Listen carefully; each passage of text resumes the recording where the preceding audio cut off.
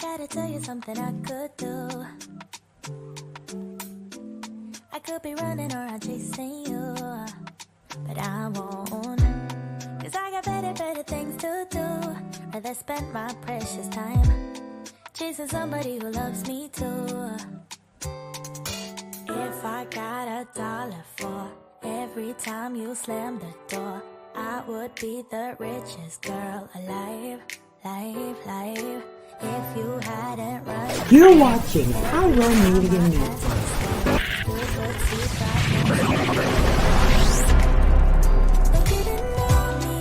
Thank you for tuning in. If this is your first time joining us, welcome. We hope your experience is fruitful. Please feel free to visit our website to find out how you can join our growing family. While we are loading your experience, please do us a quick favor and hit that like button from whichever platform you're watching or listening on. Also, share so others may enjoy as well. And we hope you would consider hitting that subscribe or follow button so you can check out more of our amazing content. All right, let's start the show.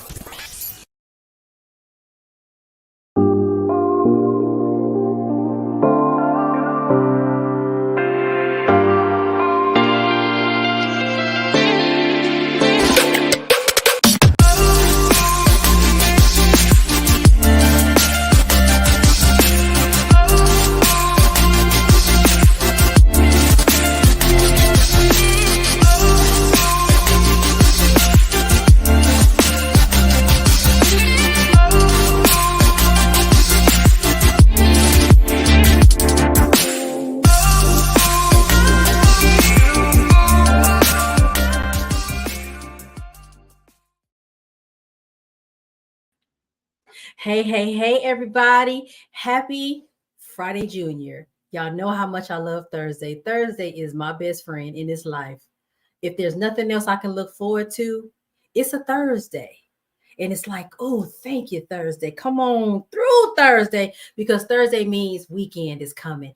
And we have a long weekend. MLK Day is Monday. Hallelujah. Happy New Year, y'all. Welcome to this week's episode of Nicole Vick Live. Each and every week I go live. I don't know how I do it, but I do it. I don't even know, but I do, to discuss important topics. And I'm very, very excited to have you here.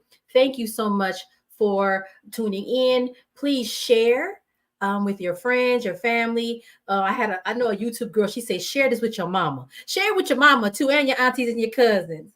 This month, I want to focus on Black women at work. Now, this isn't the first time I've had this conversation with you all. Earlier last year, I had Sister Vonda Page on, and we were talking about Black women at work because there were some things on my mind, things that I was seeing, and I needed her to help me make sense of it all. And she actually did a really good job. I encourage you after this live to go on to Pyro Media Network on YouTube, and you can quickly scroll through my playlist and you can find that interview I did with Miss Vonda Page. I don't know about y'all, but I feel like over the last few weeks, it has been like open season on Black women. I don't know what happened. I don't know what's going on.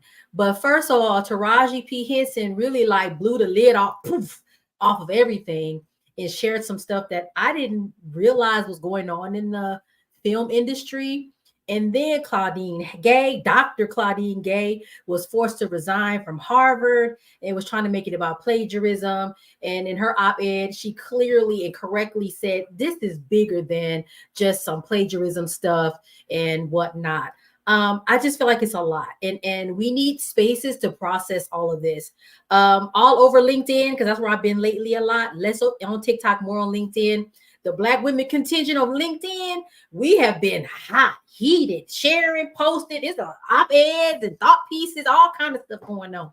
How are we supposed to navigate the working world when the working world isn't really trying to do right by us? They're not really trying to work with us in that way. So how do we navigate that? I have a guest this evening that is going to help us figure out some things. And first of all, most importantly, how to get our coins, because I think a lot of us are not paid what we're due. There are lots of stats that show even us being the most educated, our salaries are not matching what the education is saying for us. So before we jump into that, I have a new segment I'm going to bring on to Nicole Vick Live. Y'all know I love doing my nails. Y'all know that's my thing. So every month I'm going to show you what I did the previous month on my nails. So I have a nail cam, nail cam, and showing you, this is my little video I do every week. But that's 1 week of first week of December. I did a really pretty purple ombre thing going on. I was so excited about them nails. I love them glittery nails. Look at that. Look at that. Second week, those was not my favorite. And the sad thing about that, I got sick over Christmas, y'all. So I had to wear them nails for 2 weeks, and I did not like them nails, but it was all right. What you gonna do? This beautiful nail marbling and sort of all the pretty blue colors. I love my nails. So look forward every month. I'm going to show you what I've done the month before on my nails, y'all. All right. You got to indulge me on that for just a second. You just have to, because I don't know what to say. It's my show. I can. Anyway, let's get into it. I want to bring on my guest. She is an author. She is a career maven, and we're gonna get into it. So let's just bring her on, and then I'm gonna read her bio, and let's just do it.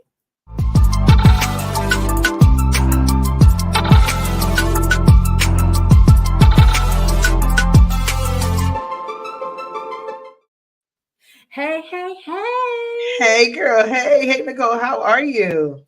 I'm good. How are you? I am doing really well, really well. My lighting is not giving, but I'm going to go with it. But see, listen, hold on. Wait a minute. You are the light. How about that? Hey, come on with a word at the very beginning of the lie. I love it. I'm gonna just twist a little bit to get my lighting a little bit better, but we're good. I'm really excited to be here. Thank you so much for having me on your show.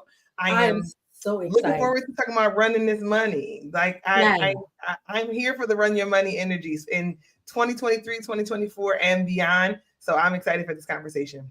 I'm so excited too. And it's so funny. I was about to say, long time no see. I literally saw you on Tuesday, and then I saw you earlier today, and I've seen 3 times in a week. I'm like, girl, are we cousins? We're all in each other's zones right now, and I'm absolutely loving it. Now. We cousins. Yeah, I'm loving it. I'm loving getting to collaborate with you. We're doing a great project together on the anthology. I know we're going to talk about that later, but you're just such a bright light, and your energy is so magnetic that I'm just happy to be, in the orbit, and happy that this opportunity has presented itself. So. And likewise, and I'm learning this to start to say this more. I am a reflection of you. So when someone says, "Oh my gosh, you're a bright light," I am a reflection of you. Yeah, I'm starting to get used to saying that to people because I think it is so true. All right, let me introduce you. So just get ready. Leah Murphy is a certified professional career coach, really important, sought after speaker and best-selling author located in Philly. Hey, Leah is the president of Career Gems for the Journey, a boutique consultancy focused on supporting professionals to build thriving careers through strategy and calculated risk taking. The mission for Career Gems for the Journey is to equip clients with confidence and tools to build thriving careers, empower professionals to seek fulfillment and results in their work, endeavor to level the field in serving women and people of color.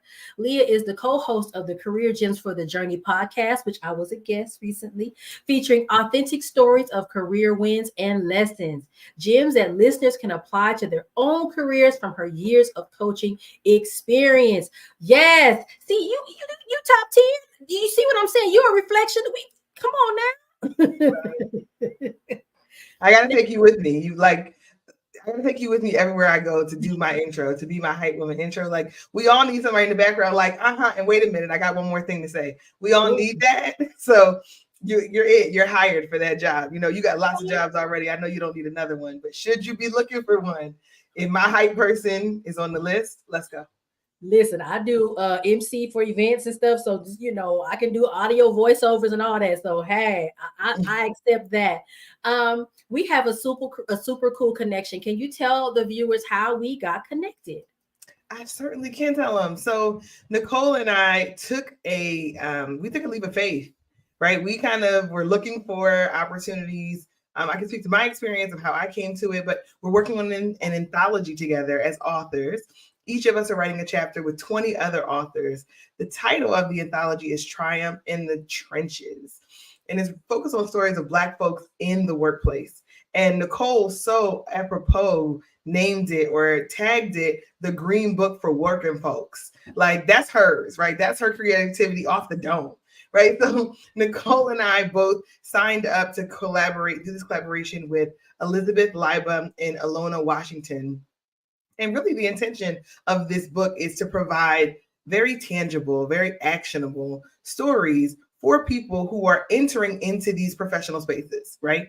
The intention here is to make sure that we say, you can go, but when you go, here's what you need to know when you go, right? You can stay, but if you choose to stay, we want to make sure that you're fully informed and aware. And if you choose to leave, here is what you need to be informed of on that regard. So really excited to be a part of that collaboration. And I see you have up on the screen my my last book that was published, which was Salary Power Moves, Winning the Compensation Negotiation, which was my first entry into writing books. It was self-published. It was an Amazon bestseller.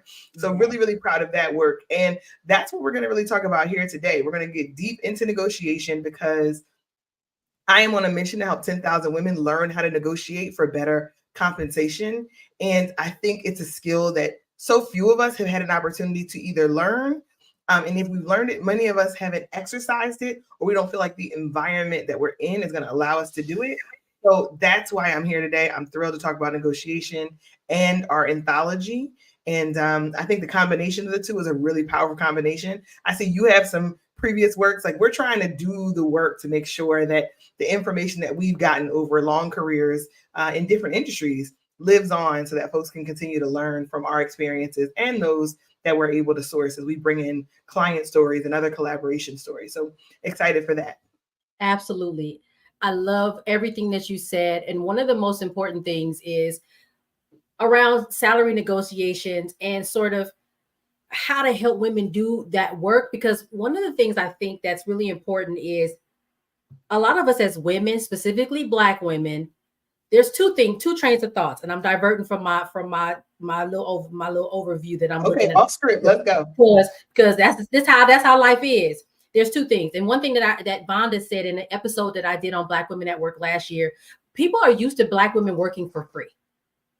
People are used to Black people working for free, right? We came here and we worked for free. Remember? Well, so then, right? So then it follows that if they're used to us working for free and we worked for free, when we are given something, we think that we should be grateful. Well, you should be glad that you're getting a salary. Why are you trying to negotiate? You should be happy to get this X number of dollars that I'm offering you for this job, right? So it's that. And then as women in general, we tend to make ourselves small. We tend to pull back. Oh, I'm not going to assert myself. So I feel like for Black women, that layer of our history in this country as being in service to others is an issue. And then as Black women, our thing of, well, I can't ask for too much because, and that permeates a number of aspects of our lives, our relationships, a whole bunch of other things. So can you talk about what salary negotiations what is that? And then we can kind of dig in around some other things. But I'm gonna divert. We need to talk about this. We do. So you covered the basis, right? Like, you really set us up for success to have a great conversation. So first, salary negotiation is really, my definition is when you and an employer are approaching a discussion about your total compensation. And your total compensation really comes down to salary. It comes down to other benefits. It comes down to vacation time. It comes down to relocation assistance. It comes down to a number of things. But you and a potential employer or a current employer are having a discussion about your total compensation. And the assumption that goes in with the ability to be able to negotiate, even to step foot in that discussion, means that both parties have a mutual level of respect. And both parties have something to offer, right? So those are the baseline criteria. Both parties have something to offer, something that is of value to the other, and that there's a foundation of respect. And in that foundation of respect, we're able to have a discussion around total compensation that me as an employee and you as an employer can both participate in. Wow. One thing that just came to mind as you were talking is not just about money. And I think that's actually a really important thing, because if I'm a young mother, maybe money is a thing, but maybe health insurance is a thing. Maybe the paid Nicole, vacation is a thing. So now that you say that, I feel yeah. like in my mind, it's always about no, the dollars, but there are other things that can go into that negotiation that I hadn't really, it wasn't top of my mind. It was only the dollar amount. No, you're absolutely right. What you said is something that I've been hearing for the last 10 years from a number of my clients. And these are clients who are working in industries that span the globe, right? International organizations, corporations, healthcare organizations, you name it, right? Nonprofit spaces. What I kept hearing is, but I want my salary to be at this number. And salary is important. I'm never going to pretend that like what actually comes through in the paycheck does not matter. But there are other intersections of compensation, or levers is what I call them actually in the book, and Salary Power Moves, when in the compensation negotiation. There are other levers that you have the potential to be able to pull. And those other levers are non-monetary compensation. So that's the term that we're using just to clarify everything in that bucket that's not your salary. Mhm. So when you talk about non-monetary compensation, it really is a personal decision. So I think a lot of times it's like, well, what number should I go for? What should I go after? Negotiation, when you have two parties who are equally valuable and have something to exchange, it's really, what are the priorities for me as an individual? And does that align with the priorities for the company? So I'll give you a quick example. I have a client who relocated to another state for her work. Company relocated her to another state. As a part of her offer, she negotiated in that she was going to have 6 months of temporary living, right? That was important to her because, children were starting school. She had other variables. Her partner, her husband, who was moving with her, was going to be working, but Mhm. there was just a lot of change that was happening. So she needed that stability. She negotiated that in, and her employer was more than willing to offer it because she asked for it, right? She knew what she needed. She knew what her priorities were from a personal and professional level. And because of that, she was able to vocalize and advocate for herself and get that. No detriment to her base salary. So I think a lot of times it requires us to first know what we want. I guess first is to know that there are other aspects in your total compensation that are not just salary. There are other non-monetary benefits that you can tap into. But it requires you to know, A, that there are options that are out there, and then B, for you to sit down and look yourself in the mirror and say, what do I want? What are my priorities? What do I need in this season of my life? So that was one that was, more on the personal side. I've had other clients that said on the business side, I need to have a certain amount of professional development that comes into my package. I need to have a budget of $10,000 to $15,000 a year to go to conferences, to hire an executive coach, to make sure that I'm doing team building events with my team. You name it, any variety. So there's lots of non-monetary compensation. Now, there's always a dollar value that you can go back to and calculate, but Right. the reason why it's important is there are normally different cost centers that those non-monetary compensation is coming from. So it might be coming from training and development. It might be coming from professional development spaces. It might be coming from, a miscellaneous fund. Your salary, the actual dollar salary, is normally very well controlled, right? There's a range you can operate in, and there's very limited flexibility in organizations for navigating outside of that range. So you may be able to get to the ceiling of it, but these non-monetary, they come from other budgets. And normally the hiring manager is much more willing to take the money out of somebody else's budget to bring you onto the organization than they are to go on their own. So when you provide those other ways to be compensated, you create more opportunities for them to tell you yes. Wow. See, and I hadn't even thought about professional development. I had definitely didn't think about coaching. So this I'm learning myself, and which is this is really selfish why I do this podcast anyway. I'm like, I'm trying to learn. Yes, I love it. Also help other people learn. Now, you wrote a book about it. We showed the cover. We'll show it again in a second. Tell us a little bit about what the book is, because I think what I read is more like a workbook, and what really prompted you to write it, because I feel like you had an experience or some success in some ways, and you were like, wait a minute, I need to relay this out in a different way. So I'd really love to hear about the book, why you wrote it, and sort of a little bit about what it is so people can go and pick it up if they're Oh, interested. for sure. So I started out writing the book really not having any intention to write a book, to be completely honest. My original plan for that work was to use it to execute directly with my one-on-one coaching clients. So I'm a executive career coach. I work directly with powerhouse individuals who are looking to level up in their career, right? They're looking to thrive. So they would come to me every time they had a salary negotiation. So I encourage salary negotiation at minimum in two very specific places. One, when you join an organization, it's absolutely appropriate for you to negotiate your compensation. There are zero exclusions to that situation. Now, when I say negotiate your compensation, that's your total compensation, right? It may not be your salary alone, it's those other levers I mentioned. The second time is anytime there is a significant change or shift in your responsibilities, is the second time where I always recommend having a reevaluation of your compensation discussion. Now, maybe the organization does it for you and prompts you and says, hey, we're going to give you this additional responsibility and we're going to pay you more money. I haven't worked in those organizations, Nicole. Maybe you have, but I haven't. So normally what that does, that triggers to me is, okay, you want me to do more work. You want me to bring more to the table. I'm adding more value to the organization and to the bottom line. Boom, perfect time. Let me add more value to my own compensation. I am a for-profit entity, right? As an individual, I work for profit. I am not here to donate my time to my employer. Now, I might donate my time in other areas, but not to my employer. So when I say that I started this book really to help my clients have a powerhouse set of tools to be able to negotiate their compensation so that every time any one of those two things happen, they could say, I'm ready. I have the skills, I have the language, and I know my market value, so I'm ready to pursue that.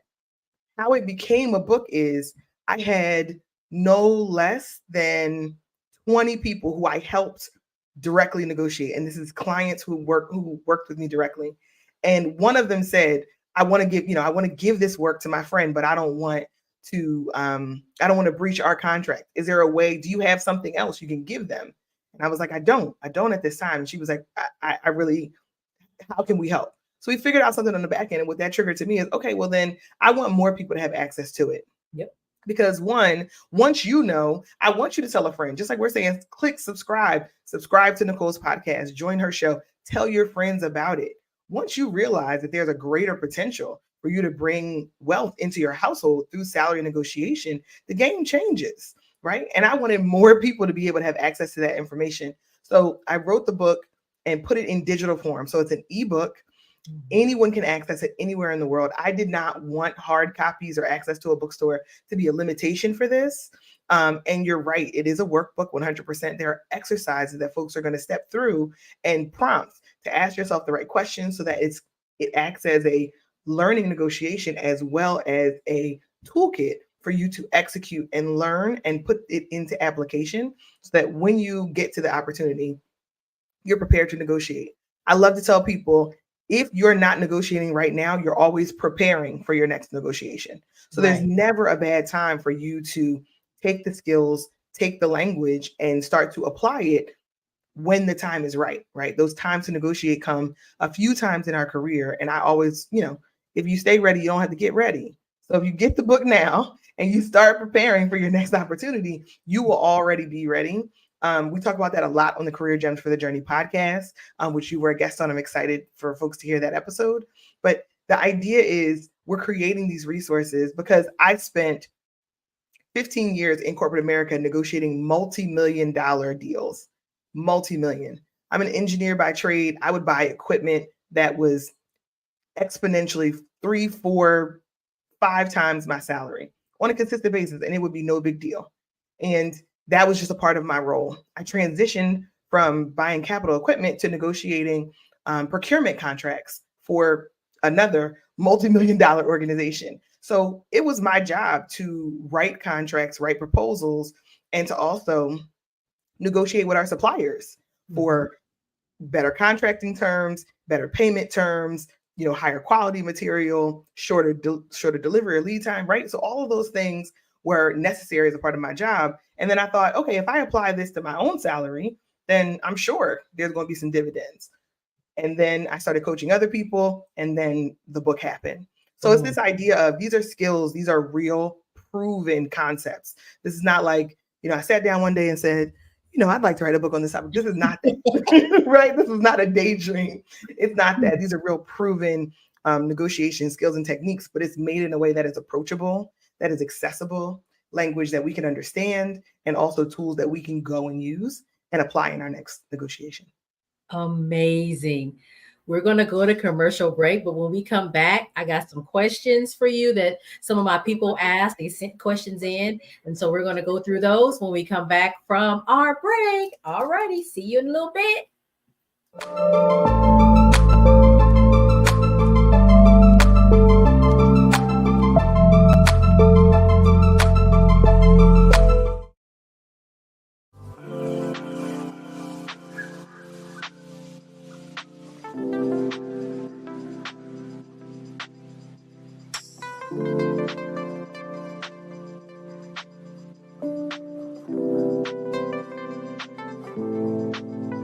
Because self-care should be luxurious.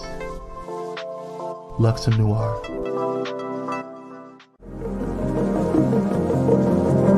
Hey pilots, did you know that you can now catch the electrifying sounds of Bulletin Flight Radio anywhere you go?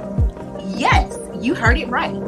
Tune in to the high-flying beats and soaring melodies by downloading the TuneIn app on your mobile device. Just search for Bulletin Flight Radio and hit play. It's that easy. And if you have a smart device like Alexa or Google, just say, "Hey Google," or "Alexa, play Bulletin Flight Radio on TuneIn." Experience the rush of adrenaline wherever you are. Listen to Bulletin Flight Radio on TuneIn using your Alexa or Google devices. Soaring through the skies has never sounded this good. Don't miss out on the ultimate musical journey. Tune in now to Bulletin Flight Radio on TuneIn and let the music take you on an unforgettable ride. Get ready to elevate your listening experience. Brought to you by Bulletin Flight Radio.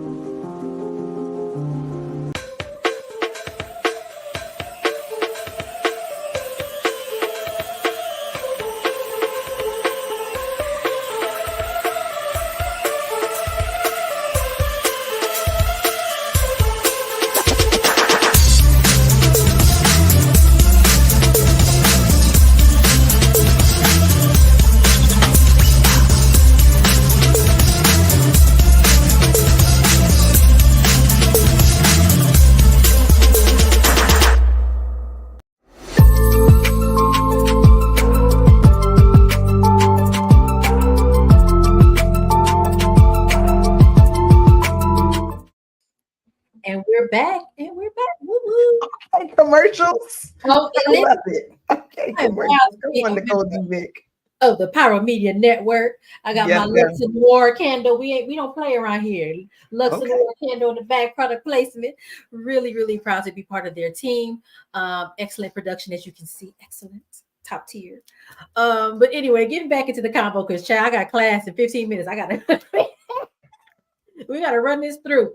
All right. So I asked some folks about salary negotiations, and these are some of the questions. Producer, can you put the first question up, please? Me trying to be creative. Let's see if it look right on the screen. Okay. And of course it's small. I can't see nothing. Okay. Can government employees negotiate their salaries? I thought what was listed was it, and that is from a friend that is a government employee. Our salaries are transparent. You can go online and see everybody's salaries, and usually it's like, this is the range, this is it. So I don't know. Is there a way to negotiate government salaries?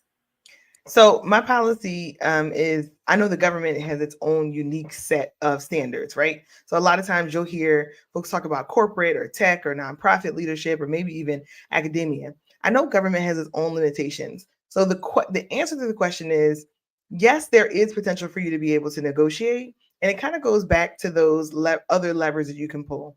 First, there's always a range for every job that's posted. And you might be at the bottom of the range, you might be at the top of the range. Finding out what the range is for the position, super critical. So you then can negotiate yourself based on what the range is, not based on what the lowest number would be.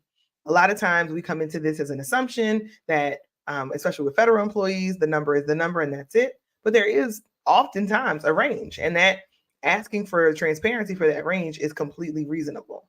Now, the second part is when you think about those those other benefits, those other levels that you can pull, those non-compensation based or non-monetary based processes that you can pull into the equation, you can ask for additional things to the moon that the organization is willing to provide. I've heard people ask for parking spaces.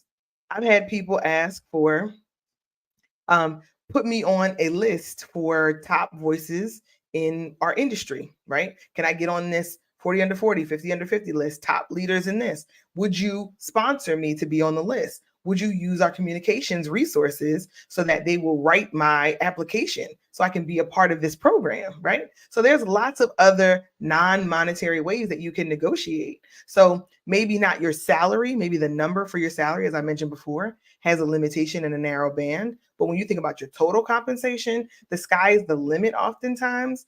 And I say the sky's the limit because it's based on your creativity. What are you prepared to ask for? What are you prepared to pitch as you're making this decision? Because the way I see it is you're interviewing the organization as much as they're interviewing you. So when you start to ask for, is there an opportunity for me to continue to develop? Is there an opportunity for me to be on these, top lists that help my personal brand and also help the organization benefit and get bigger visibility? These are all things that can be win-wins. So when you bring in those non-monetary ways to be compensated, it gives you more ways to say yes. So I would say yes, as government employees, there are opportunities there. Start with the salary range and see if you can negotiate yourself to a better position within the range, and then start to get creative for those non-monetary ways, because there's really no playbook on that. So you may determine what the future is. You may set a new precedent in your negotiation. And the critical part, Nicole, before I move on to your next question, because I know you're tight on time, if you don't ask, you will not know. And that's what I was about to say. Don't get fed, right? We can frame it a couple of different ways. If you don't ask, you won't know. So starting a negotiation with the assumption of whatever I ask for is a come up from what they offer me to begin with. Now we're starting with a different mindset, a belief that there is abundance. Yeah. And I think that's the important thing. Like, even if there is no way for them to modify your salary, it's still worth it to ask, because you really wouldn't know unless you say, hey, I noticed this is, maybe they send you the offer letter and it says this. Hey, is there an opportunity to negotiate? If you don't say anything, like because to me, if I think of it from the perspective of the business, there is no incentive for them to just all of a sudden just give you more money. Why would they do that? That doesn't make sense, right? But if you ask and are able to justify, well, hey, I have coming in with a doctorate degree and 20 plus years of experience, I think maybe I need to be bumped up to the next pay level. Is that a possibility? But if you don't say that, why would they be like, hey, we just want to give you, we're going to throw more money at you? They're not going to say that.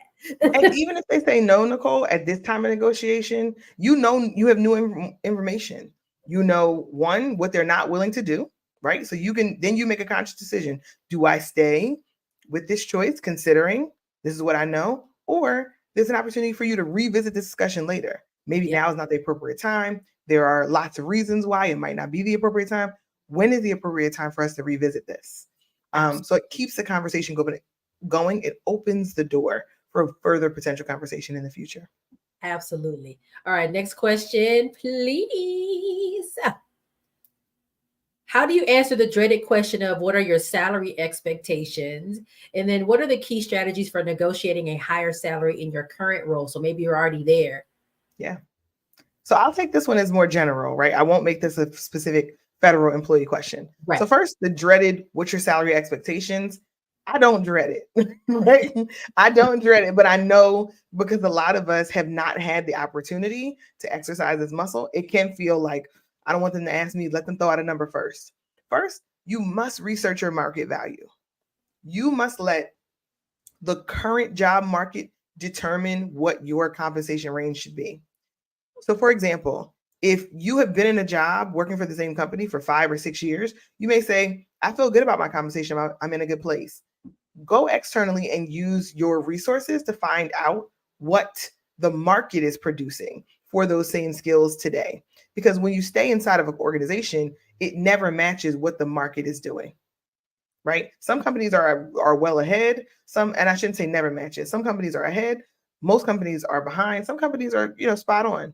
So using external resources, salary.com, Glassdoor, none of them are paying for ads on this show, so I'm not going to promote them. But using your external resources to make sure you do the research for what your compensation should be is mission critical. You can also hire somebody to do that. I've seen people hire and do external probes for what's the appropriate level of compensation. Normally, when you're making a lot of money, you want to make sure that money is flowing the way it needs to be, right? You want to have real benchmarks that are tangible, because compensation is also based on what region you work in. You'll see higher cost of living areas have different compensation ranges.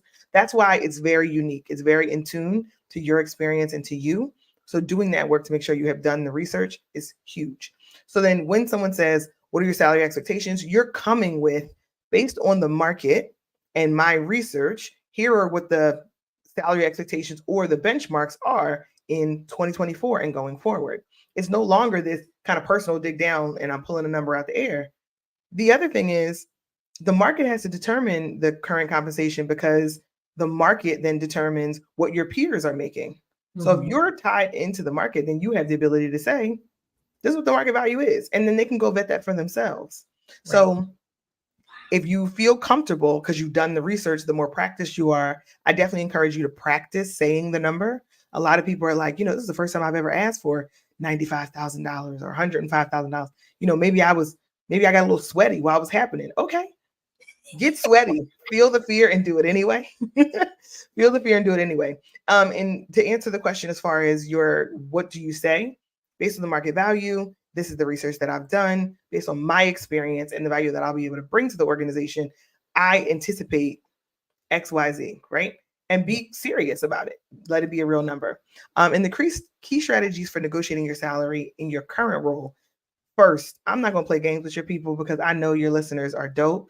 You must be performing at your current role. Your current performance review has to be meets or exceeds expectations in order to have a toe in the room to ask about a higher salary when you're in your role. So performance is your first baseline. It is the table stakes of currency when you're going into negotiation. So now that we got that off the table, nobody can say I told you to negotiate based on coming from on a performance plan. It can't happen, right? On a performance review plan, it can't happen. So the key strategies are, I mentioned at the top, when you have a shift in experience, when you have a shift in responsibilities, when something new has been added to your plate, that's a time where obviously the organization sees that they're going to benefit. So you have to make sure that you acknowledge that you benefit at that same time. So that's one strategy, timing. The other thing that I really try to encourage folks to do or think about is when you are making the effort to negotiate for a higher compensation within your organization, you have to know the priorities of your company. What work are you doing and how does that work tie to the bottom line? If you know how your work adds value and ties to the bottom line, then you're negotiating from a position of leverage. I'm adding value and therefore I want to retrieve that value from the organization. And this comes from a place of mutual respect. So those are the two keys: performing, number one, and number two, making sure you understand how your value and what you bring to the organization directly impacts the bottom line. Companies don't care that you want more money. They care that they will also make more money in giving you more money. Those are just the facts. Perfect. Let's try to do one more question and then we got to wrap it up. Okay. What tips do you have for negotiating salary as a recent graduate or career changer versus a more tenured individual? Are there differences? There are huge differences. As a new graduate, you have a degree, right? Like you have a degree. You can't speak to the value that you bring to the organization. So no matter what, your break-even point, and I talk about this in the book in Triumph in the Trenches, Anthology for Black Stories in the Workplace, you have to be at a break-even point that is probably 18 months to 2 years out. And that break-even is when the company is actually making money from you being in the role. When you first join, you are really costing the organization money oftentimes as a new grad, because you don't know their systems, you don't know their processes, you don't know the people. You need time to get up to speed. It takes about 6 months for a lot of folks just to learn who to call, right? And normally that break-even point is different for every role, but it's normally past the year mark. The company's losing money that first year. Once you start to add value, once you start to really have your feet on the ground for the role, you're delivering against your objectives. Now you got something to offer. So it's very different from a new hire. For a new hire, you're really only relying on, do you often have a competing job offer? I got offered this from another organization. Can you match it? Right? So that's just an asset to making sure you have multiple opportunities to join an organization. Not, I put all my eggs in one basket. I don't even know what other people are offering. And then as a tenure individual, when you have more experience, you have documented evidence. I call it, you bring your receipts. You have receipts from the organization, whether it's people telling you how great it is to have you on their team, whether it's people telling you how the project would have never gotten delivered without your support, whether it's I delivered my project on time and under budget, right? These are your receipts. These are your receipts that you can go to your manager, to your director, to your HR partner with and say, here are the receipts for what I've done in this organization. And I believe that reevaluating my compensation is appropriate now. And then my always ringer, if you get more responsibility, if you're asked to push, if you're asked to do something different that is significant, right, that can be measured. It needs to be significant and measurable. If you can tell them both of those things, it's totally appropriate for you to negotiate for extra compensation. That's kind of one of the critical times. Amazing. This has been amazing. You have shared so many gems in such a short amount of time. Now, you got to tell the good people how they can find you, website, whatever you want to share in about a minute. And then we got to wrap. In about a minute. Okay. So you guys can find me on LinkedIn. I spend most of my social media time in the LinkedIn streets. I do a LinkedIn Live every Tuesday, Career Gems for the Journey with Leah Murphy. That's Tuesday at 12 o'clock Eastern Standard Time. You can find me there, or you can find me on my website at gemsforthejourney.org. That's GEMSFORTHEJOURNEY.org. I'm sure Nicole will drop it in the show notes. You can join my mailing list there, and then you can see when the anthology that Nicole and I are collaborating on is going to be released in February of 2024. And you can also absolutely find me on social media at Leah C. Murphy, Career Gems for the Journey. Awesome. Thank you so much. I just saw a comment from Tracy Jones. Thank you for showing up. You can watch the replay. This was an amazing episode. All right, let me do my wrap up. All right, y'all. Thank you so much for watching. You know where to find me. I have a website, www.NicoleDVick.com. All things are there. Nail stuff, podcast stuff, books, whatnot. Also, I have 2 books. Pushing Through, Finding the Light in Every Lesson, and then Push Through 52 Weeks of Light in Tough Times on Amazon. You can also go on the website and check that out as well. You can find me on social media on the TikToks. Let's go on TikTok lately though, but it's okay. LinkedIn, Facebook, Instagram, and Instagram for real. I'm not really on there. I don't know what happened to Instagram, child. Instagram just went downhill. But anyway, thank you all for watching. I'm so glad we've been able to stream on. We're streaming on YouTube, Facebook, and LinkedIn. Leah's also co-streaming. I guess I'm gonna call it co. I don't know what co-streaming sounds good to me. I don't know. But thank you all for watching. Thank you, Leah, for being here. And your episode will go out tomorrow, right? Yeah. Yes. Absolutely. Yes. So I'll be on tomorrow. I want to hear more of me running my mouth. All right, y'all. Thank you so much, Leah, again, and thank you all for watching. Take care. Bye. Bye, y'all.